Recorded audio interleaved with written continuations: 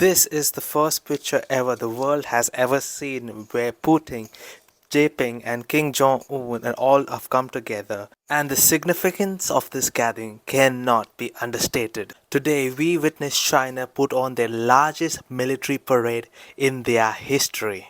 All major roads were closed, schools were shut down, and they even had midnight rehearsals with security properties to make sure that today went off without any hinge. In fact, for good old Kim, it took him 20 hours to get to China, because he got there on his infamous slow bulletproof armored train, traveling between 45 to 80 kilometers an hour. However, also attending were the leaders that were in the past few decades that went most from west, like Turkey, Egypt and Vietnam.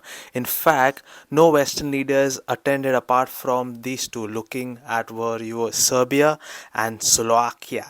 And when Donald Trump saw that Putin, Kim and Jeswe were having 2.5 private closed-door meeting, he tweeted, "President John and the wonderful people of China have a great and a lasting day of celebration. Please give my warmest regards to Putin and King Jong as you conspire against the United States." Now, it wasn't just what they spoke about that will be of concern of the Western leaders watching. There'll also be new weapons that China unveils. These include new powerful lasers, weapons capable of taking out swarms of drones, burning elections or even blinding pilots, new nuclear ballistic missiles with a range of capable of striking US mainland, giant underwater unmanned drones and also a number of weapons which